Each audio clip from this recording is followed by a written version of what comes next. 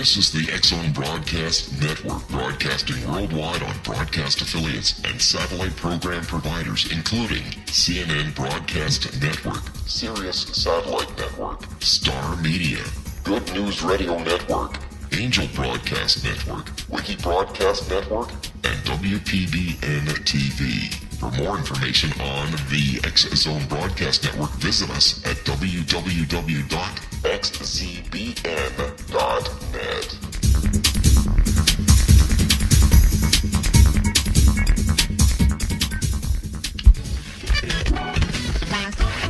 All Hit Radio.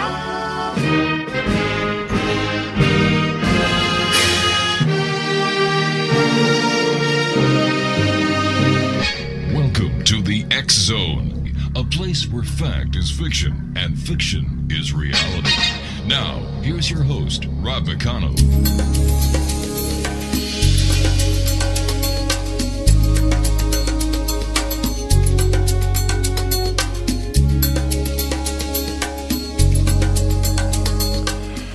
And welcome back to the X-Zone, everyone. My name is Rob McConnell. We're coming to you around the world on the Starcom Radio Network. If you'd like to give us a call, 1-800-610-7035.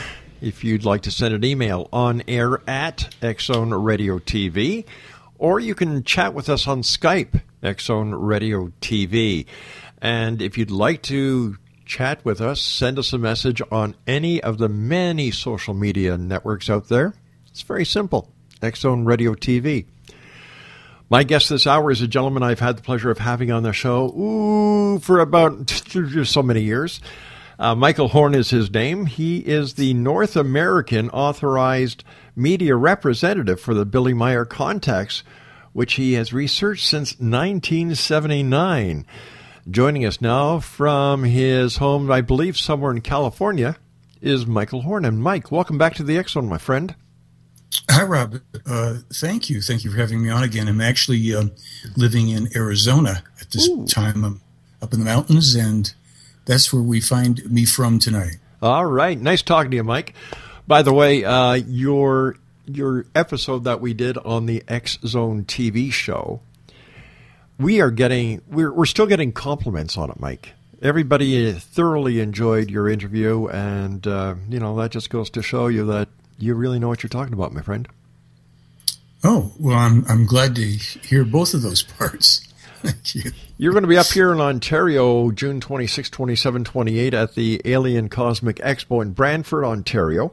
I'm looking forward to seeing you again, my friend. The last time I saw you was in Toronto about, 5-6 years ago? Oh, yeah, at least. At least, my gosh. Yeah.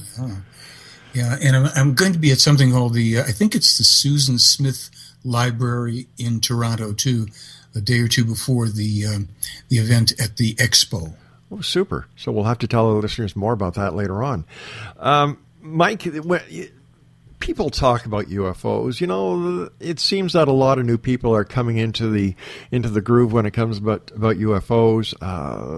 They read everything on the internet. They've never seen a UFO. They've never talked to anybody who has seen a UFO. They, in my opinion, are getting their information from the largest septic tank ever created by mankind, called the Internet. You, my friend, differ, because you have done the research, you have done the homework, you have spoken to the man himself, and I'm talking about Billy Meier. Tell our listeners who may be listening to you for the first time somewhere around the world on the Starcom Network who Billy Meier is and what the story is. Sure. Billy Meier is a now 78-year-old man living in Switzerland up in a kind of rugged rural area. He claims that ever since he was a 5-year-old boy in 1942 that he's been having face-to-face voluntary meetings with human extraterrestrials, and that they have mentored him for all that period of time, interacted with him, taken him aboard their ships ever since he was a child. They come and visit him in his home and office in Switzerland, where he lives. And he's a man who's had an enormous number of diverse adventures in his life that, even apart from the whole extraterrestrial contact, make him, quite an exceptional person. Mm-hmm. However, the core of it is that he is the only human being who is actually having real contacts with another, race of people that don't come from this world. Say that again, Mike. Say that again. Sure. He is the only human being actually having contacts with extraterrestrials. He's the only person who's been able to prove that, and that means to put on the table an abundance of physical and informational evidence that remains irreproducible, that has been tested, all the various, kinds of components of this case, and his information continues to this day to be corroborated, things that he published even when he was an 11-year-old boy. So I stand firm on that, because during the 36 years or so that I've been investigating the Meyer case, I've also looked into other information. Mm-hmm. There's pardon me, a little dry up here, a ton of stuff that's come my way, but the Meyer case is ongoing, is consistent, congruent, mind-boggling, loaded with evidence, eyewitnesses. He's not the only photographer involved in this case, and that's just a little bit of it. He's also been the target of 22 attempts in his life for his troubles. So Billy Meyer is a rather, singularly authentic human being, and especially as a contactee. Now, you see, why I asked you to repeat that, Mike, was very simple. There are thousands of people walking the face of this planet, and I get to talk to a number of them here, who claim that there are 82 different species of extraterrestrials walking around the Earth. That, there's the Kabbalah, there's the New World Order, there's everything. It's a conspiracy, da-da-da-da-da-da-da, without any proof. Right. Without any proof. And yet you, and I've had the pleasure of knowing you for nearly 24 years now, my friend. That goes to show you how old we both are. You say it the way it is. And you talk the talk, you walk the walk. And no one else that I know can say that with the certainty and the credibility that you can. Billy Meyer is real. It's only because Billy Meyer is real and singularly authentic. And, I think if we were to look at a theme for this moment, a theme for the show, a theme for from here on historically, we have to come to a place where human beings, people, stop lying to themselves and others. This is not a video game. We are right now slipping through the threshold of long foretold events and circumstances that are upon us, and that even the most distracted and denial-based human beings are soon not going to be able to deny any longer that things are not as they have believed them to be or would want them to be. They are as they are, and they are as they've long been foretold. And that's because we human beings here, not just now, but for a very long time, have deluded ourselves. We've followed things that had no value and no truth. And now the inevitable fulfillment of the law of causality is upon us. And here we go.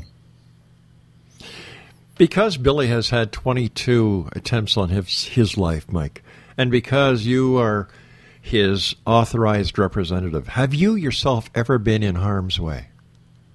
Well, not that I know of. There's only one thing that I think might have been a little dicey in terms of this when I was living in Brazil, but I only thought about it in retrospect because it wasn't something I came face to face with. Mm-hmm. But the reality is that it is this man, Billy Meyer, who is, as you said, we're speaking about 22 attempts on a man's life, attempts to kidnap his children, God bless onslaught, just an onslaught of character assassination attempts by all of the know-it-alls and the liars, and the worst of them, apart from the ones in secret services and, in military positions, are really the people in the UFO community who have just passionately suppress the truth because it's bad for their business. See, that's why I love you, Mike. You tell it the way it is.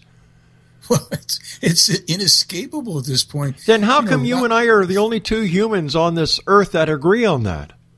Well, there's lots of good, real people out there. It's just that, as is the case with the Meyer case, if you will, a lot of that which is good doesn't get its airtime. It doesn't get its face time. It doesn't. It is suppressed. I mean, I'm not a particularly conspiratorial type of person. Those conspiracies do exist. I mean, let's face it. But I don't spend my time losing sleep about it. But the evidence I have, I have worked on this case. From starting 36 years ago, and I officially represent Meyer, and I'm into the 11th year of an actual contract, a voluntary arrangement, non-compensation, just the contract to clarify what we each do. Right. And I just see how it is suppressed. You cannot get a mention of it in the mainstream news. If anything surfaces about Meyer, it's flushed away as quickly as possible. And every dopey, nonsensical, phony claim, about extraterrestrials and UFOs. Well, you can have TV shows now on cable channels and mainstream TV.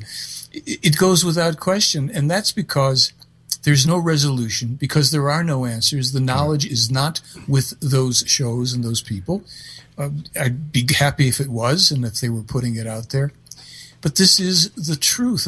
That's a word that's an idea, if you will, that is very foreign to people. We don't have regard and respect for the truth, and this is truth. There it is. I've said this many times, Mike, and I don't know if I've brought this up to you, but I believe that the UFO conspiracy is not being perpetrated by the governments of the world, is not being perpetrated by the Vatican, is not being perpetrated by any other group except the UFO community itself. It's one of my main premises. Yeah. It's funny you mention it, because the Vatican, and this was told to Meyer about 3 years ago, I just looked over that contact the other day, and they said, the Vatican is very aware of you, who you are, and your material, and they will soon start, and they read it, and they will soon start to try to use it to recruit more people to religion. So you may have noticed that this Pope, I did a blog about this recently, the current Pope came out in favor of, environmental protection, talking to people about not overbreeding. And the latest thing was that we kind of lavish too much attention, resources, et cetera, on pets. These are three of the points that are, in the Meyer material, and that it's now almost funny in a way, but I wish there was a little more to laugh about. But Rob, I'll just, tell you this. And for people that are interested in all this phenomenon UFO, the confirmed, existence of extraterrestrial life, that would be the single greatest discovery in all of science and human history, and it would be exceeded only by the confirmed contact between extraterrestrials and people or a person of Earth, and that is what the Meyer case is.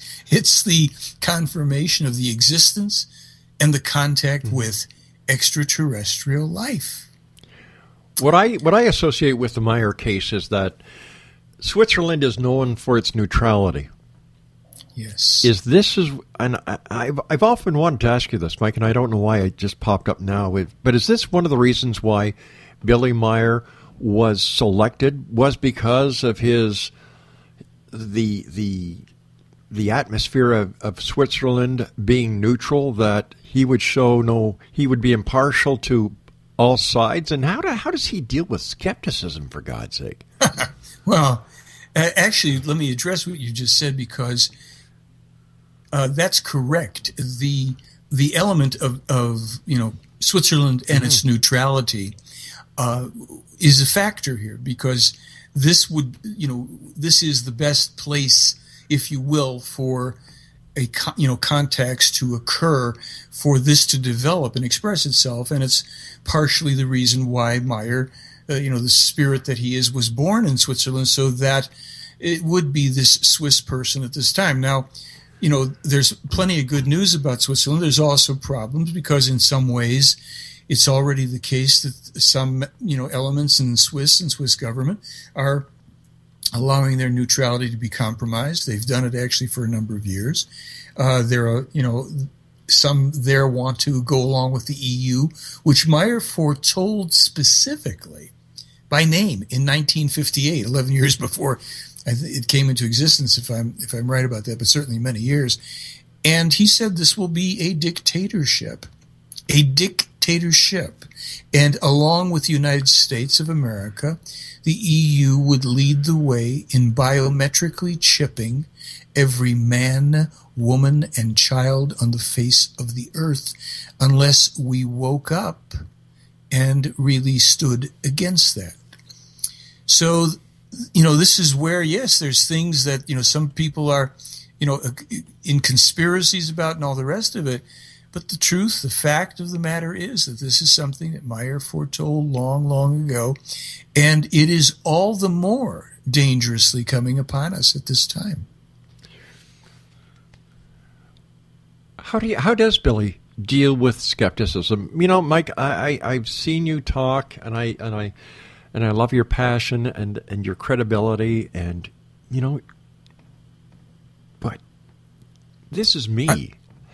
How does Billy, and how do you deal with skepticism? Because here you're saying that Billy Meyer is the only true contactee.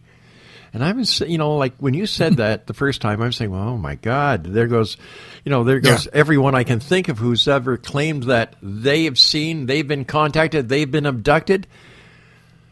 How do you deal with this? Well, as far as Billy's concerned, let's face it, when someone's tried to kill you once, twice, 3, 7, 14, 20, 22, skepticism is probably the least of your worries. Staying alive and staying out of harm's way and continuing to do your work. Billy knows his truth because this is what is true for him. I mean, it's not a belief. It's not a guess. This is, since he's 5 years old, this is his reality. He's a dweller in two worlds, if you will. He's a very, very, very grounded human being who knows the earth and growing things and, just very practical human who also just so happens to have spent more time on UFOs than the entire UFO lights in the sky. Mm-hmm. So it's a hysterical thing in a way. And part of what happened years ago when I asked them if I could represent them officially, meaning I had seen that the representation of his information was being altered and changed and corrupted from what I saw when I read the material. So I said, hey, I'd like to represent your information the way you publish it. I will, certainly maintain my own right to say, I don't know if all of this is true, or to be skeptical myself about something, or to say something whatever. I have my own, rights to that, but I will represent your material. And if I know something is true from my own work, I'll certainly stand for that. So I then decided to take on the professional skeptics, and this I think goes back to about 2001 in Los Angeles. And because they had this mentality of a bunch of bully boys, this hoaxer, this farmer, and blah, I thought, wait a minute, I've met this guy. He's no hoaxer, and I've looked at this stuff. And this was still, 15 years ago. So I took them on, and I went after them, and I challenged them. And only one skeptic actually was able to make any good representations of the, create effects with a model and photography that was, respectable. It didn't duplicate Meyer's photographs, but the effect was very good. And I told him, I said, you did a real good job. And if you ever want to have your films tested and photos tested? No, because he knew that they're going to come out as models.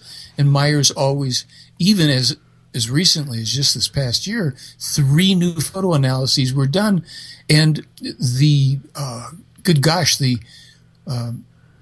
protocols that were used are listed, so anybody can go ahead and test the photos themselves just the way they were. Anyway, the point is they come up as authentic. They're large objects, unknown objects, highly detailed, clear as day. And this is what stops the people in the UFO community. They don't know what to do with themselves. This is like, oh my gosh, it's too good to be true. And if I, point towards the Billy Meyer case, the room empties and I don't have a career. So that's why I have such contempt for the people in the UFO community that know this and they know the case is real. I've brought it to these people. I've brought it to the Stephen Bassetts and the Stephen Greers and the exopolitics, and they just don't want to deal with it, and they know it's real.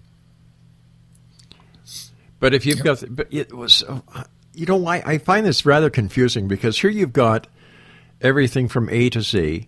They say they're searching for the truth. You bring them the truth, and they don't want it.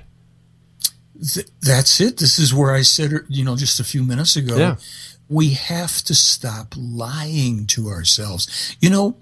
Again, if there's really extraterrestrials and they're in contact with somebody, we should at least ask, apart from, how mind-boggling that is, we would ask the question, well, why? What's the purpose of it? Yeah. I mean, it's great, but why is that happening?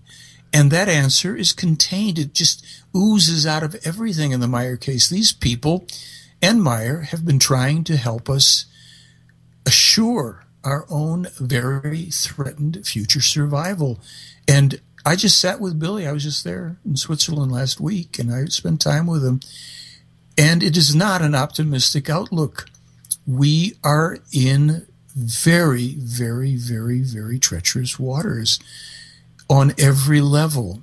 And you will see that the travesty that is this UFO, alien, abduction, extraterrestrial nonsense is going to be one of the things that, in retrospect, people will have enormous contempt for. That this charade, this terrible, terrible charade, profiteering, was perpetuated for people in their third-rate political kinds of hack careers so they could become somebody in a field, Rob, in which the lowest possible standards of scientific, and research were maintained. And I use that word even, with hesitation. Yeah. That's the problem with this stuff. It's been a refuge for people who could do nothing else, and they concoct a story that can't be proved or disproved, and so they create more noise and more static, while we, human beings of Earth, have been given a treasure that was intended for us so that we could correct the dead-end course we are on. Mike, Billy is 78, right? Yes, he is. What happens the day that Billy passes? Who picks up the torch? Well, there's nobody else that's slated for that really? That I know of. And it's not necessary. You see, this, if you want to call this like a mission, they call it, the Play-Aron mission, whatever. Right. It's been accomplished. That mission was for the contacts with Meyer, for him to be the person who would interact, who would receive, transcribe, and publish the voluminous information from the Play-Aron, from his own abilities prophetically and spiritually and consciousness related, because of who he is, who this spirit has been in the past. This is not the first time that this particular spirit form has enlivened a human being of Earth who was a prophet and all that. And again, that's speculative stuff. People don't have to buy into that. It's just part of what comes with the case. But he has accomplished that mission and actually more. He's written just voluminous, brilliant work on how to think, on how the human mind works, on how we process information and create, from our thoughts, our feelings and our actions, and how largely humankind does this so unconsciously, which is why we have the world we have now. Is it too late? In some ways, I'm sorry to say it is. I'd like to, just say, oh, no, everything's fine, but it's not true. There are things that are still, to some degree, alterable for now, but many of the things that Meyer and the Play-Aron have tried long and hard to alter, by influence through information, without coercion, without a violation of our free will, those things were not picked up by people. They were deliberately, cynically smashed and squashed by the religious and political, by the UFO community, right up there with everybody, and by the, the secret services that tried to kill him and stuff like that, because Billy's bad for business. It's just bad for business to know the truth, because then those beings that need to feel alive only by virtue of controlling and holding power over others at any cost would have to be facing their own consciousness, their own very pathetic, inadequate essences, that when they would be compelled to interact simply as other humans in equality with all of the rest of humanity, that would be intolerable for them, because they thrive only on power and control. And that's an age-old story. It's not like my talking about it's going to change it necessarily at all, but this is what has to change over time. And this is why Meyer has published so much that pertains not only to the prophecies and the predictions, but to the laws of the universe, to the law of causality, cause and effect, to the various laws that are immutable and impersonal, and that if we, instead of turning our power over to religions, cults, sects, politics, and false leaders, if we realize the truth, which is that is we are the forgers, as Billy say, of our own destiny. If we realized what that meant and lived that way and studied the teaching and practiced it in their thinking without belief in anything, we would have emerged long, long ago as true human beings. And that has been postponed for some time now. Has Billy ever been approached by any head of state to sit down, talk to them, and explain to the head of state what he knows, where he got the information from? Because it seems that all this great knowledge, all the information, is just going to waste. And I don't mean that as waste, but it's falling on a lot of deaf ears. Well, yeah. To answer your question, to the best of my knowledge, no leader, certainly no contemporary leader, ever has done that. When Billy was very young, as a young boy and in his teens, he met with people like Mahatma Gandhi, Indira Gandhi, Rajiv Gandhi, Tito, Franco. He met with Haile Selassie. He even knew Saddam Hussein when they were about the same age in the early 20s, and when Meyer was traveling around the world and in Iraq. Now, he was not at that time, it wasn't a position whereby these people and he could interact in a way that was going to bring all this forward, though some of them knew, because he was in the presence, as a child, he was in the presence of his first teacher, Svath, and some of these people knew that the man was an extraterrestrial, and they met more for their own information and experience, and they didn't take it beyond that. Now, in 1979, a contact offer was made through the Plejaren, through Meyer, through Lee Elders. Lee and Britt Elders were two of the original investigators, and that offer was given to the Jimmy Carter administration in America. Mm-hmm. And the Carter administration turned down the offer for contact. Oh, my gosh. How about President Obama? Well, it's an interesting thing. At this point, I think what we, in looking at and having read through so much information, mm-hmm.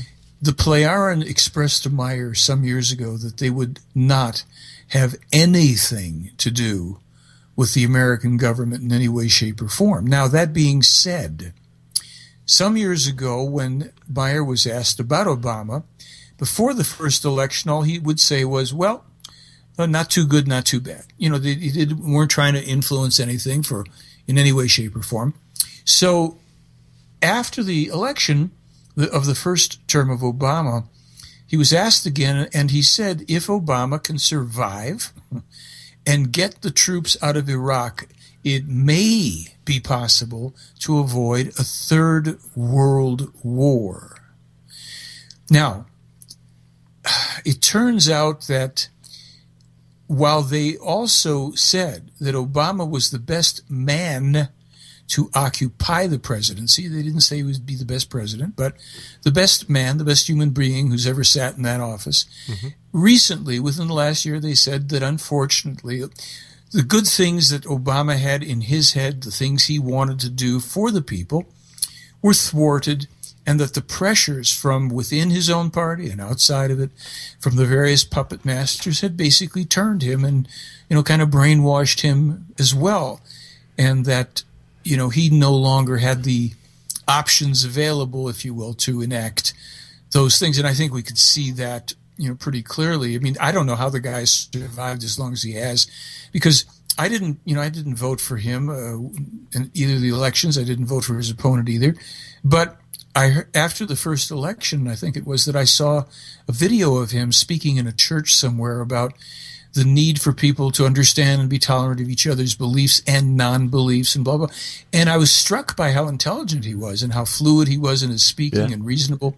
Yeah. And this is a very highly intelligent man. I never saw him, certainly not, in the beginning, up until recently, as someone who's a power player and someone obsessed with power. Maybe that he's gone that way now, but he's not like a Bush or a Cheney, who's, kind of the Clintons, these people steeped in that stuff. He came in, I think, with a good deal of optimism, and I think that's why he was engineered into that position, because here was a guy with a lot of charisma. He'd be popular with people, and he'd speak about all the things people would want to hear and give them hope and all this. And then, those who decided that it would go another way have pushed it another way.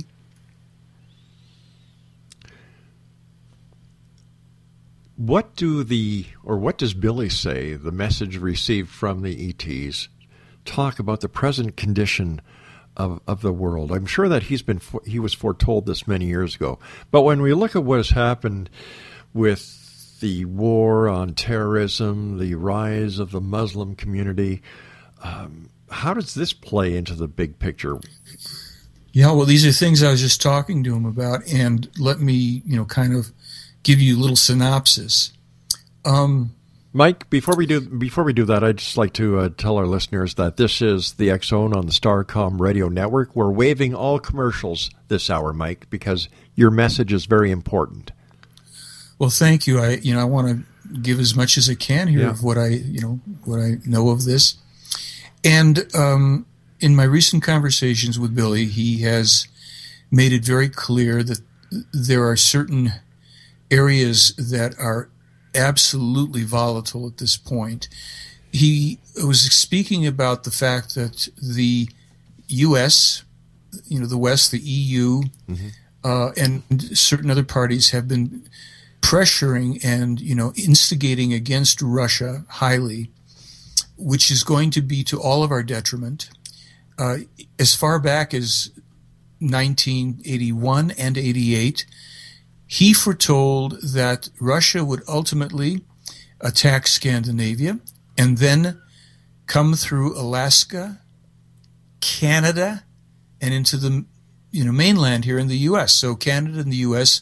will be dragged into war according to those prophecies, which look like, now those, when I say prophecies, they didn't have to fulfill, but this would, be up to us, being wise enough to not create and support circumstances that are going to lead to this type of destruction. And what he's saying is that this is a relentless instigation, and people like Merkel also in Germany, who he plainly states is simply a puppet of the U.S. and, a power-hungry woman in her own right. We've got one here named Hillary Clinton, too. Uh-huh. This kind of thing is going to, unless really cooler heads prevail, this would be the provocation for a world war. And, of course, on top of that, you mentioned Muslims, but I want to clarify, as Billy made it, he repeated the clarification over and over, and he said, you must distinguish between Islam and the Islamist fanatics, because the Islamic fanatics, the radical terrorists, and remember, he's the guy in 1958 foretold this worldwide spread of irrepressible fundamentalist Islamic terrorism. 1958. It's been up on my website since about 2004, 2006, whatever. And in print for, obviously long before that. And he said, you have to understand this is the radical, totally unreasoning and unreasonable fanatic element.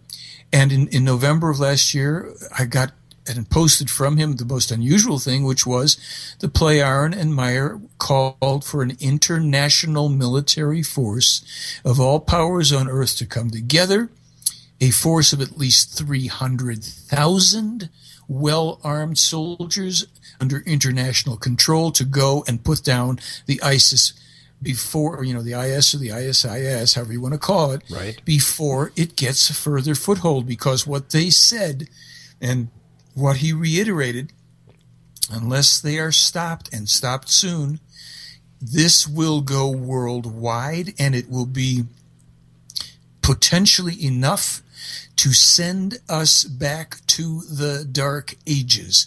The agenda is nothing short of a worldwide radical Islamic state.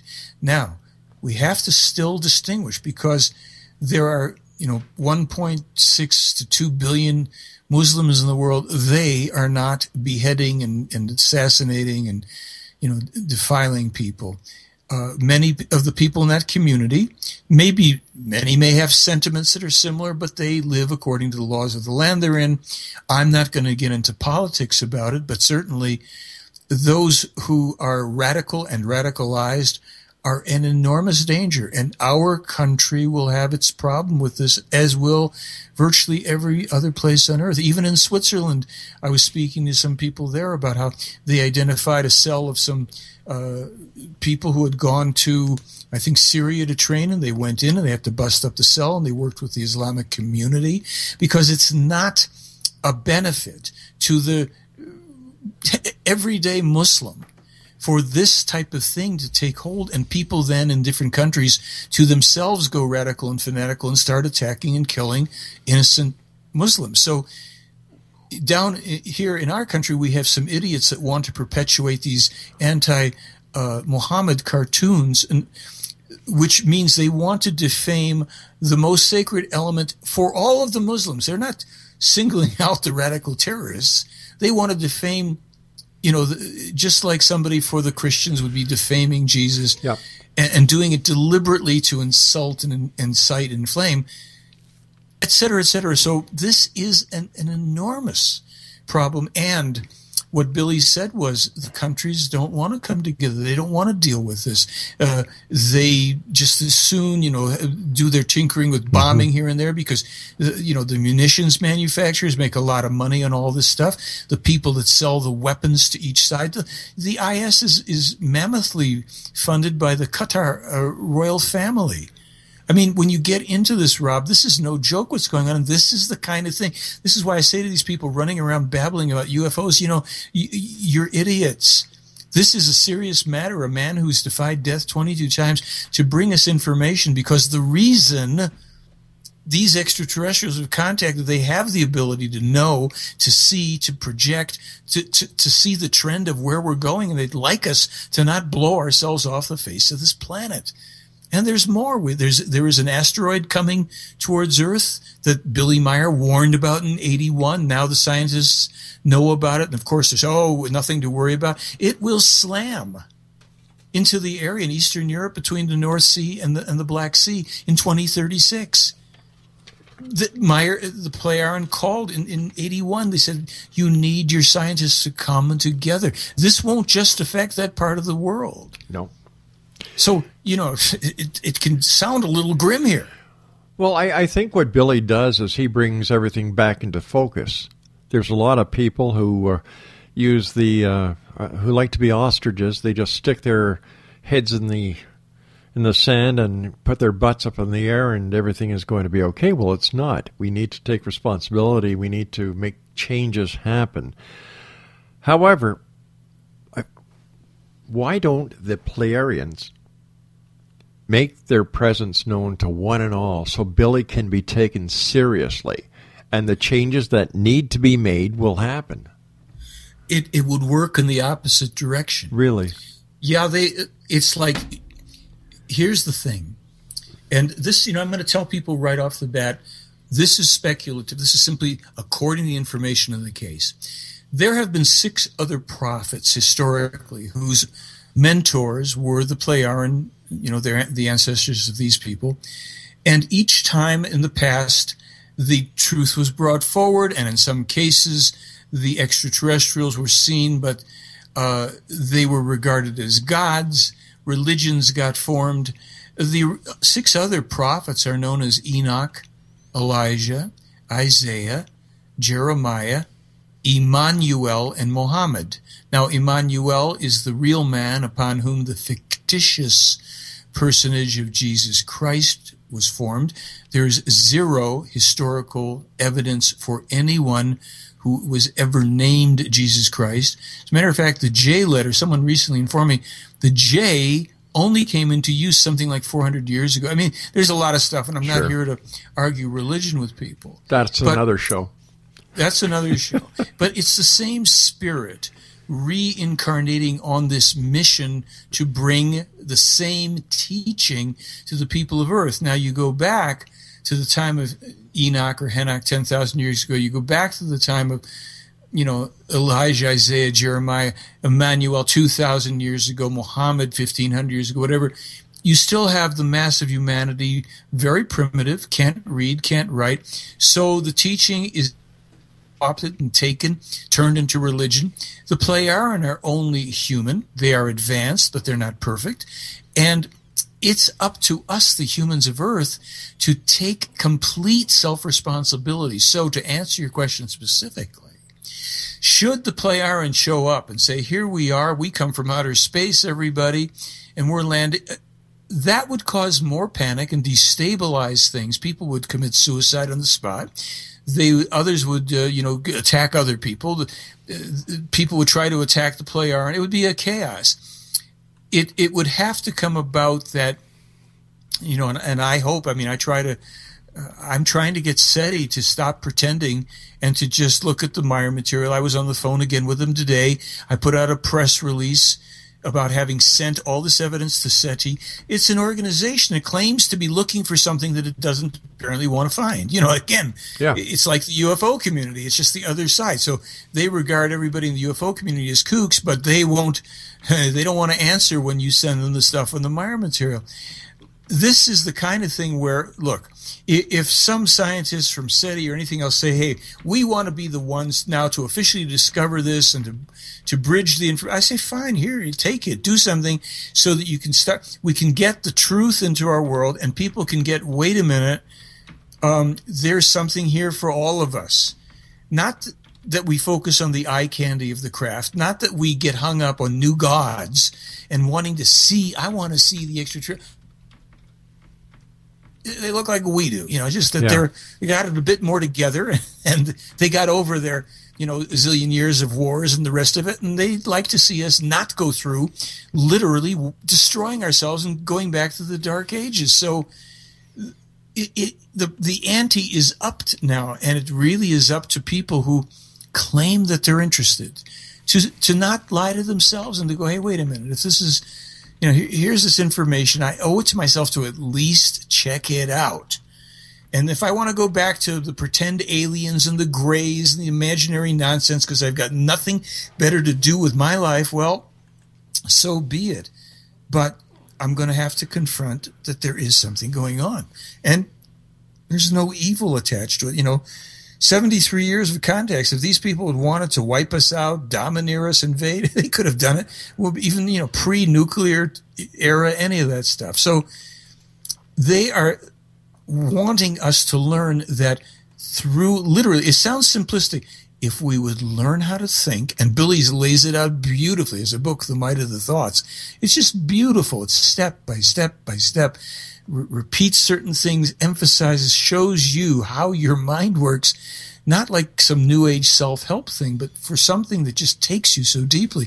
Then there's the Goblet of the Truth, the spiritual teaching of all 7 of the prophets, the way they expressed it in their own church. I mean, this stuff is mind-boggling, and it makes UFO stuff kind of irrelevant. You know, we're not going to do anything with UFOs. They're not landing and all this, but to teach us how to attain these things ourselves, this is what this Meyer case is about. And this is what's been suppressed and hidden from the people.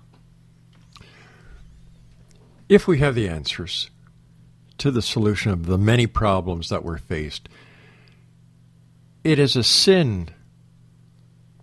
It is a travesty on humanity that this man is not being taken seriously, that no one is paying any attention to him besides you, myself, and a handful of other people.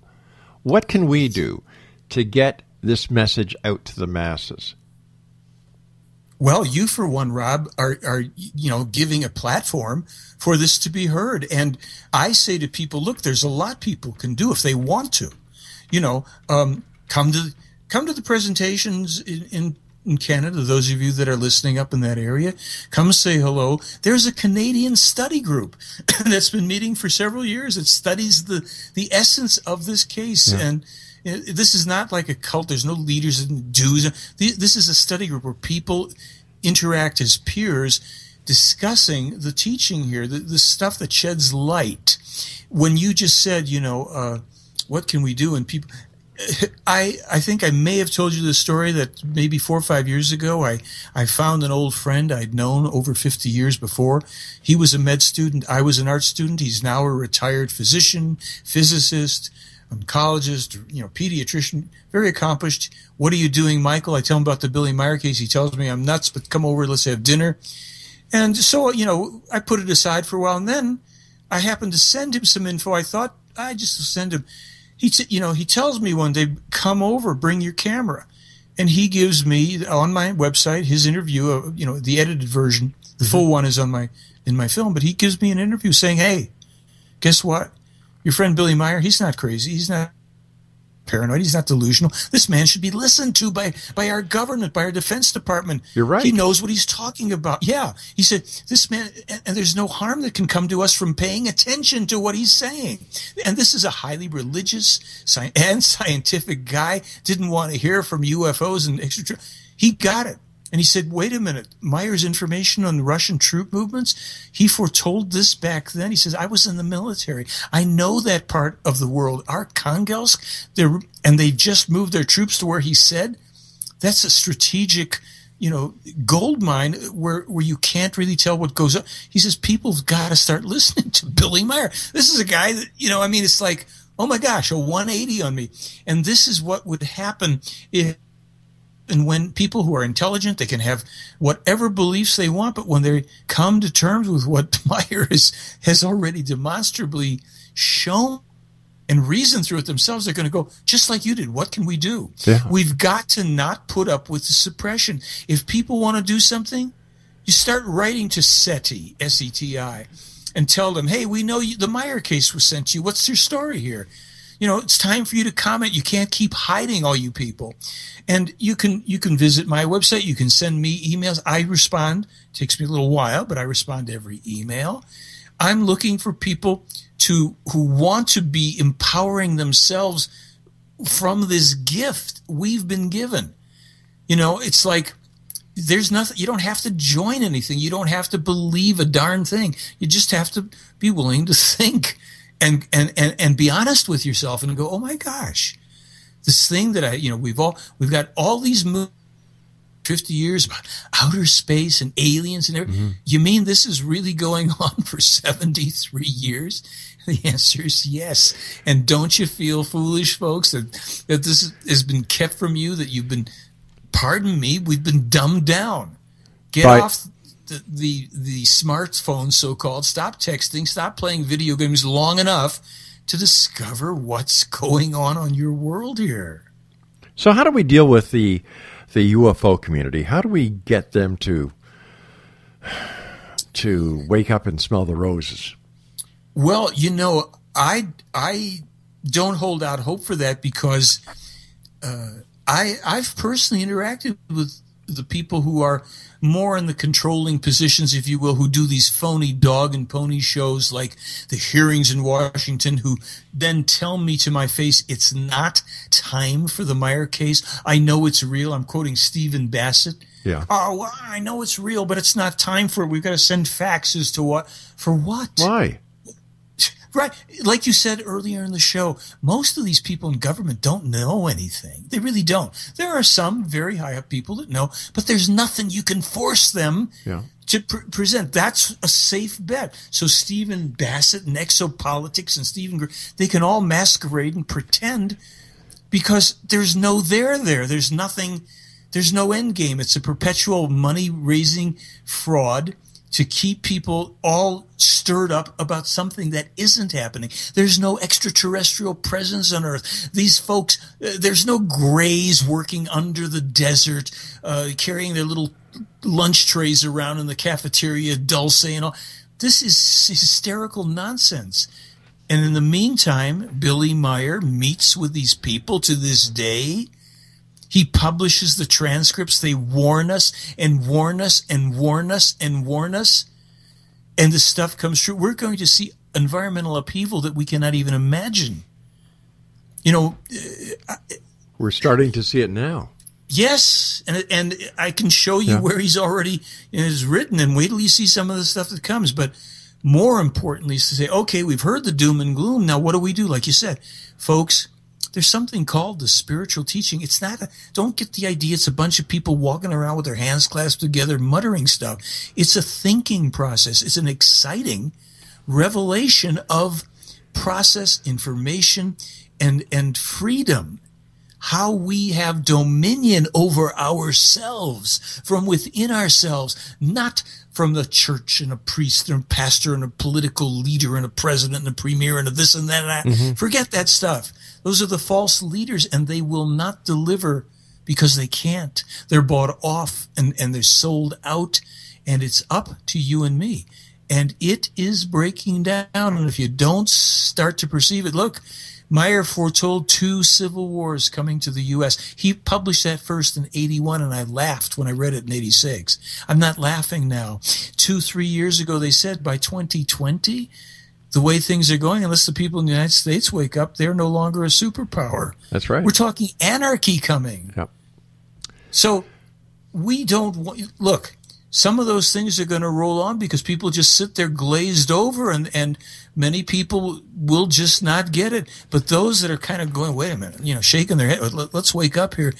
There's plenty to do. There are people networking, coming together to study, to live their lives in accordance with truth, and to make the difference we can make now to sow the seeds for the future, because quite literally, we are facing hundreds of years of upheaval, and we want to live as well as we can during these times and the times to come. The younger people are being burdened. They're having this junk unloaded on them, the environmental poisoning from Fukushima and the BP and everything else.